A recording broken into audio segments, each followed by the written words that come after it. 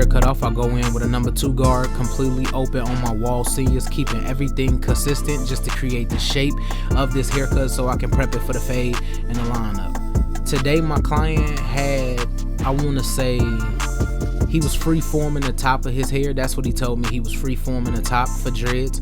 But the previous haircut before this that somebody else did, the guideline was too high, meaning the dreads kind of looked weird on the top of his head, as if it was like a pineapple look. So I go in and I reconstruct the shape and the form of the haircut so I can give it more of a boxy, masculine look.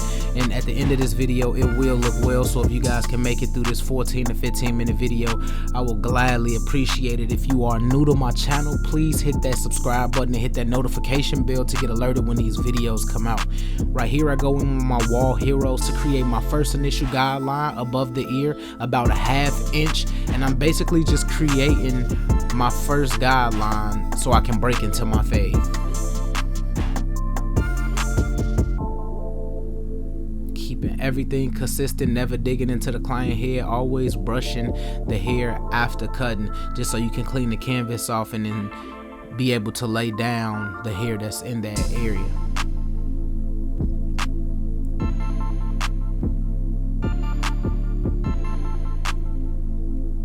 Here I go in with my Babyliss Pro FXs fully open, and I give myself about 1 inch of a guideline.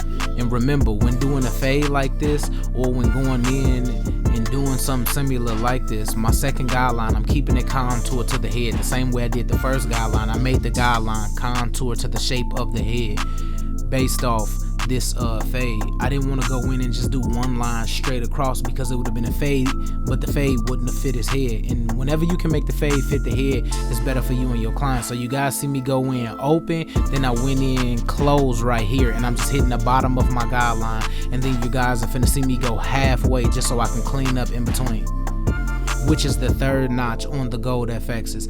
I think that's one thing that's, you know, that's always good about any clippers or lever system or fading systems that have notches. You're able to, you know, keep track with your fades. So then after that, you just keep everything consistent and slowly adjust the lever open or close based on where you are at in the fade. Remember, keeping everything consistent. You might sometimes have to hold the ear down just so you can get towards the back area of the fade.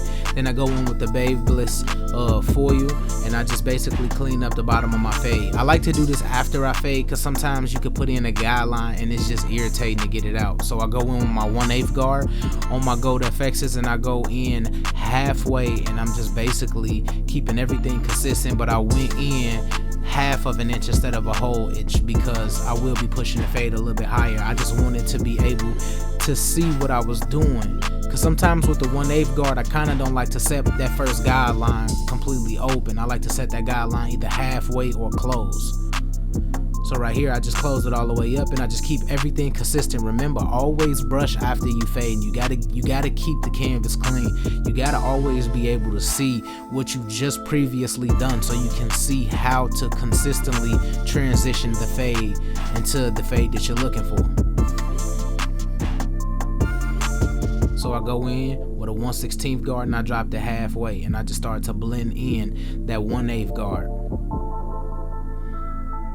I just want to apologize to you guys, because like, man, like, just record myself at times. I don't be understanding why my camera be in and out of focus, and I'm putting it in, you know, some of the best spots. So I'm still working on this camera thing, and I know I got a lot of blurry clips, but like I told you guys before, no matter how blurry the clips are, we getting the footage out. Y'all guys want the footage, we will get the footage out. So I go in with a 1.5 guard, and it's fully closed, and I'm just keeping it consistent towards the bottom of the fade, and I'm just slowly hitting the bottom of the fade so I can create the transition that I'm looking for during this fade.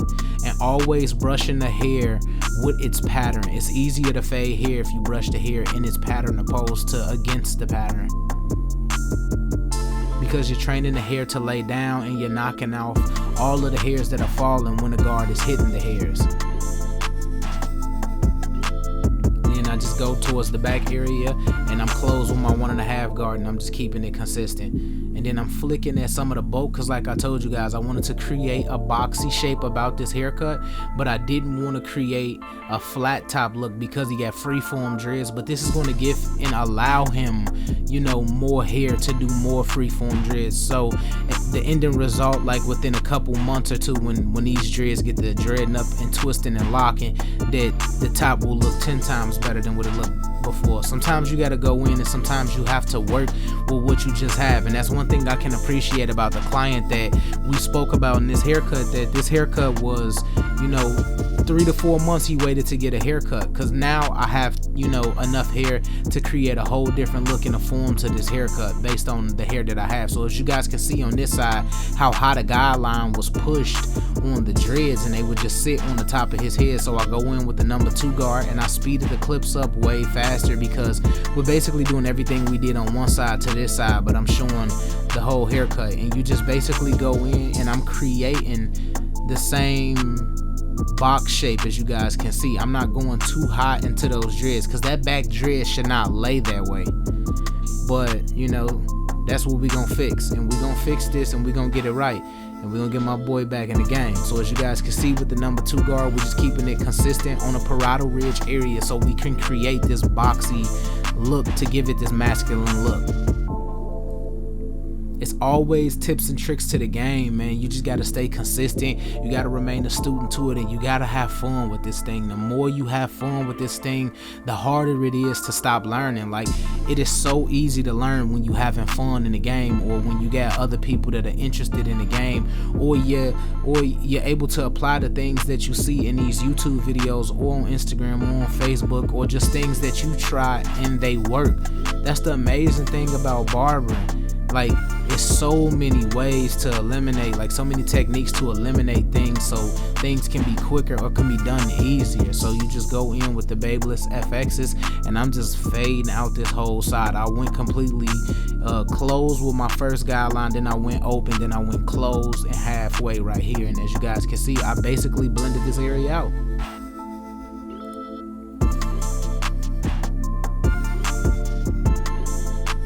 Keeping everything consistent. Remember, always brush after you fade, and use the corner and the teeth, the side teeth of that blade, man.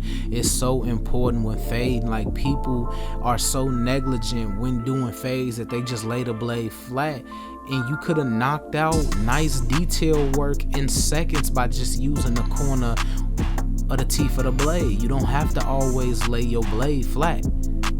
If you use the hilt of the blade, I'm telling you guys, you set softer guidelines and the transition become 10 times easier. So I go in with the 1/16 guard, and as you guys can see, I'm just keeping everything consistent and just slowly but surely bringing the fade together. This side was a little hard just because this was the side that had the guideline pushed the highest. And as you guys can see where the freeform dreads start, like, I'm basically, this parietal ridge area, I'm keeping dark purposely so he can have more when that time come. And when that time come, it's just gonna get crazier. So I can't wait. Like, I just can't wait.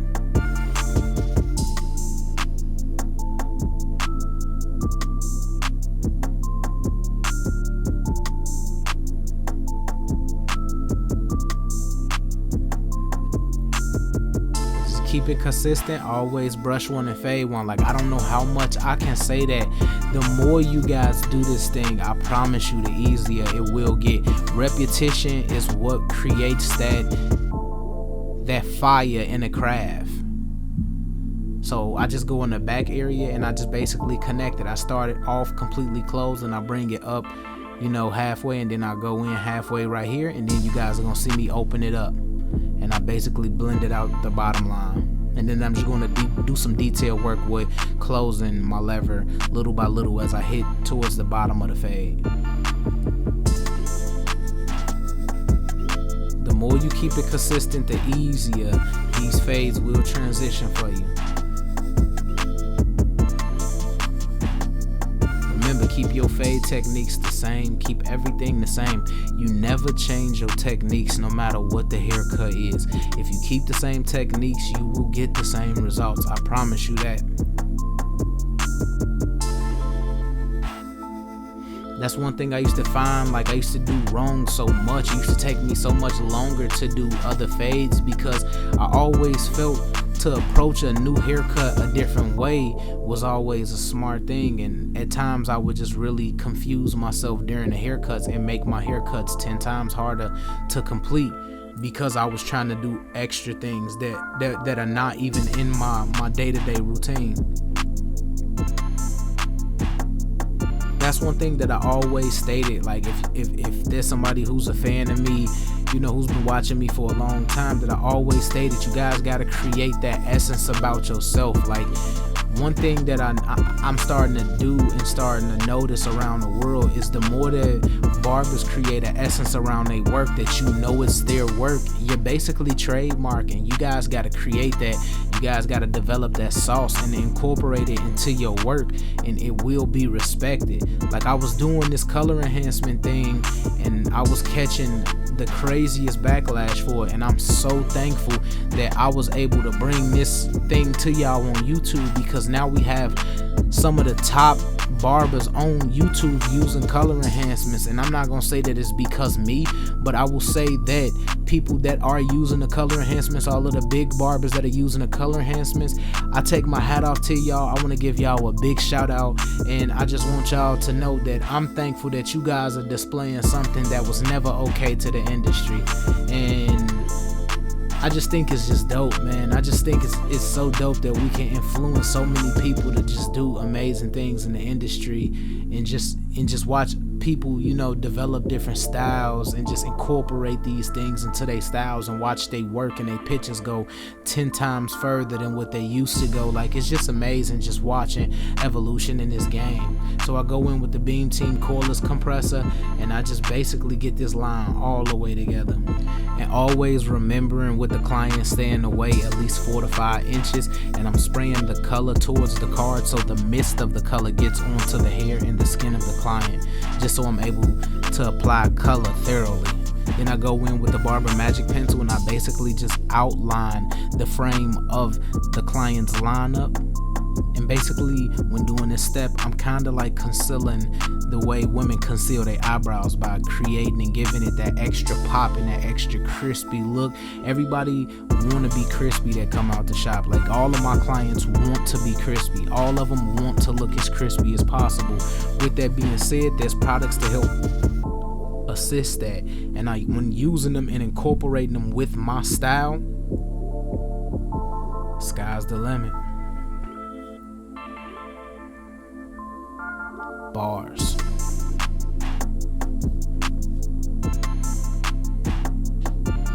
So I just go on to Andis Masters and just do a little bit of detail work on the fade. Then I go in with the Tomb 45 triple cartridge exposed razor. If y'all are asleep, please wake up. This is the toughest razor that's out there. I love the cartridge system. You get, you know, unexposed, medium exposed, and then super exposed blade. You get 3 cartridges with this razor. Please invest in this razor, because I slowly but surely work my way up the ranks of the razor to now I'm just using the super exposed, and I'm able to achieve some of the crispiest linings with this cartridge and this razor.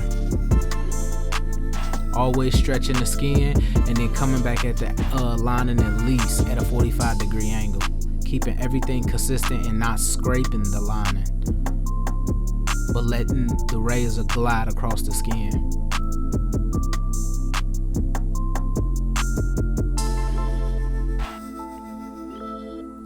Right here is just how you do a simple, clean fade on some freeform dreads. I hope you guys liked it. If you're new to my channel, please hit that subscribe button, and please hit that notification bell to get alerted when the next video come out. And may God bless.